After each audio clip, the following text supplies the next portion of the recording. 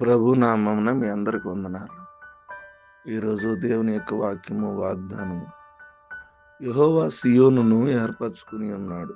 తన నివాస స్థలముగా దాన్ని కోరుకుని ఉన్నాడు. 132వ కీర్తన 13వ వచనం. దేవుని బిడ్డలారా, దేవుని ఇంటిని కట్టుటలో నీతికి పరలోకపు ఆనందమునకు ఎట్టి స్థానం గలదో మనం చూచున్నాం.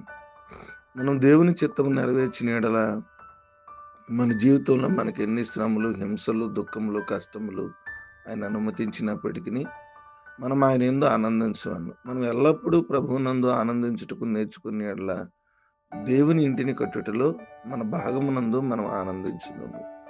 ప్రియమైనటువంటి దేవుని బిడ్డలారా, దావీదు భూ సంబంధమైన భవనం గురించి ఆలోచించట్లేదు. దావీదు దేవుని ప్రణాళికను అనుసరించి దేవుని గృహ నిర్మించగోరెను. అది యేసుక్రీస్తు ప్రభు నిర్మించిన నిజమైన ఆత్మీయ గృహమునకు ఛాయ అయి ఉన్నది. దేవుని చేత అభిషేకించబడిన వాడైన యేసుక్రీస్తు ప్రభుని గూర్చి తెలియజేయుచున్నది. ఆయన సొంత ఇంటిలో యేసుక్రీస్తు ప్రభుని గూర్చి గొప్ప ప్రత్యక్షతను దావీదు చూచున్నాడని, దేవుని ఇంటిలో వచ్చినప్పుడే ఆయన గూర్చిన మన ఆకలి సంపూర్ణంగా తీర్చబడును. మనకి ఎన్ని శ్రమలు, హింసలు, బాధలు కలిగినప్పటికీ దేవుని ఇంటిలోనే, దేవుని ప్రజల్లోనే గొప్ప ఆనందము మనం అనుభవించగలం. దేవుని గృహ నిర్మాణంలో ఎవరైతే ఇష్టపూర్వకంగా పాలు పొందుకుంటామో, ఇష్టపడుదురో వారు సమృద్ధి అయిన సంతోషమును, నిజమైన సహవాసమును అనుభవించగలరు.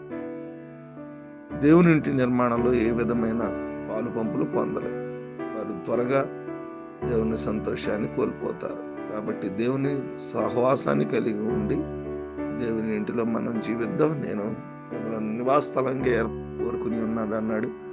దేవునికి నివాస స్థలంగా మనం ఉంటూ దేవుని ఆశీర్వాదాలు పొందుకుందాం. ఈ కొద్ది మాటలు దేవుడు మన వెనుకలో ఫలించి ఆశీర్వదించుగాక. ఆమె తల వంచుకుందాం, కళ్ళు మూసుకుందాం, ప్రార్థన చేసుకుందాం. ప్రేమ కలిగిన తండ్రి, మీకు స్తోత్రాలు. మీ ఘనమైన నామానికి వందనాలు తండ్రి. రాత్రంతా కాచి మరొక శ్రేష్టమైన దినాన్ని మీరు మాకు అనుగ్రహించినందుకు మీ స్తోత్రాలు. వేకుని లేచి మిమ్మల్ని ఆరాధించే ధన్యత, భాగ్యం మీరు మాకు అనుగ్రహించినందుకు మీ స్తోత్రాలు.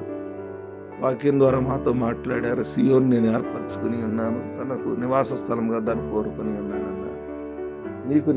మీరు నివసించే స్థలంగా మా జీవితాలు మేము ఉండులాగా సహాయం చేయమని కోరుకుంటున్నాం. ఈ దినమంతా కూడా మమ్మల్ని కాచి కాపాడి ప్రభా, గతించిన ఫిబ్రవరి మాసం అంతా మమ్మల్ని కాచి కాపాడి సంరక్షించి పోషించి నడిపించినందుకు దేవాది దేవా మీకు స్తుతులు, స్తోత్రాలు తెలియజేస్తున్నాం. ఈ నెలంతా కూడా మమ్మల్ని పోషించి సంరక్షించి నైనా మీరే సహాయం చేయమని కోరుకుంటున్నాం. ఈరోజు పుట్టినరోజులు, వివాహ దినాలు జరుపుకున్న వారిని జ్ఞాపకం చేసుకొని ఈరోజు ఆరాధనలకు వెళ్ళడానికి సహాయం చేయండి. ఈ నెలలో ఉన్న మాకు మేము పొందుకోవాల్సిన వాగ్దానాలు, ఆశీర్వాదాలు పొందుకోవడానికి సహాయం చేయండి. ఎగ్జామ్స్ రాసిన బిడ్డలు జ్ఞాపకం చేసుకుని ఈ దినమంతా కాచి కాపాడి సంరక్షించండి. మీ అపారమైన కృపతో మమ్మల్ని దీవించుకొని ప్రార్థన చేస్తున్నాం నడుచున్నా తండ్రి.